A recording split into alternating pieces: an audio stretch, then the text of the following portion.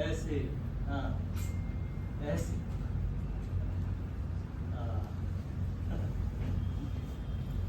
दूध पिलाकर इसके मांस को और कोमल कर देना चाहते हो?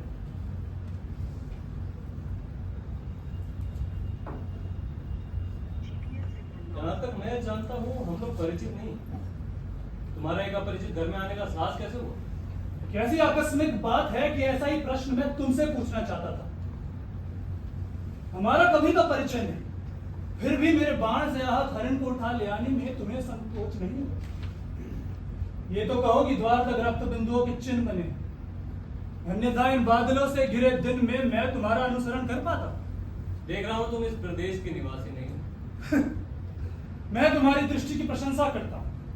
मेरी वेशभूषा ही इस बात का परिचय देती है कि मैं यहाँ का निवासी नहीं हूँ। मैं तुम्हारी वेशभूषा को देखकर नहीं कह रहा। तो क्या मेरी ललाट की रेखाओं को देखकर? लगता है चोरी के अतिरिक्त सामुद्रिक का भी अभ्यास कर लेते हो। ऐसे लांछन लगाते तुम्हें लज्जा नहीं आती? क्षमा चाहता हूँ देवी, परंतु ये हरण शावक जिसे आप बाहों में लिए हैं मेरे बाण से आहत हुआ, इसलिए ये मेरी संपत्ति है। मेरी संपत्ति मुझे लौटा तो देंगे। इस प्रदेश में हरिणों का आखेट नहीं होता राजपुरुष। तुम बाहर से आए हो, इसलिए इतना ही पर्याप्त है कि इसके लिए हम तुम्हें अपराधी ना माने। तो राजपुरुष के अपराध का निर्णय ग्रामवासी करेंगे। ग्रामीण युवक अपराध और न्याय का शब्दार्थ भी जानते हो। शब्द और अर्थ राजपुरुषों की संपत्ति है, जानकर आश्चर्य हो। समझदार व्यक्ति जान पड़ते, फिर भी ये नहीं जानते कि राजपुरुषों के अधिकार बहुत दूर तक जाते हैं। मुझे देर हो रही है। हरिण शावक पार्वती भूमि की संपत्ति है राजपुरुष, और इस पार्वती भूमि के निवासी हम इसके सजाती हैं। तुम ये सोचकर भूल कर रहे हो कि हम इसे तुम्हारे हाथ में सौंपते हैं। ले जाकर किसी इस घर के तल पर आश्रय हरिण शावकों के लिए नहीं है। तुम देख रही हो?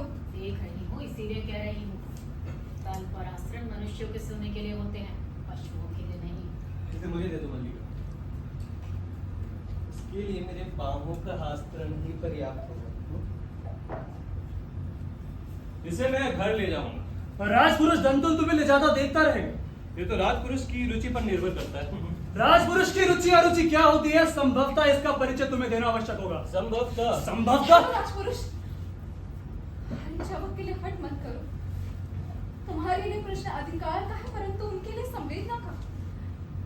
कालिदास निशस्त्र होते हुए भी तुम्हारे शस्त्र की चिंता नहीं करेंगे। कालिदास? आपका अर्थ है कि मैं जिनसे हरण शावक के लिए तर्क कर रहा था वे कभी कालिदास हैं? हाँ, परंतु तुम कैसे जानते हो कि कालिदास कवि? कैसे जानता हूँ?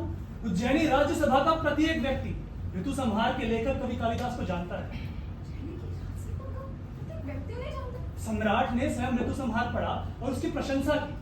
इसलिए आज उज्जैनी का राज्य ऋतु संहार के लेखक का सम्मान करना और उन्हें राजकवि का आसन देना चाहता है। आचार्य भरुचि भी उसी उद्देश्य से उज्जैनी से यहाँ है। सम्मान देना चाहता है, राजकवि का आसन। मुझे खेद है कि मैंने उनके साथ अशिष्टता का व्यवहार किया। मुझे जाकर उनसे क्षमा मांगनी चाहिए।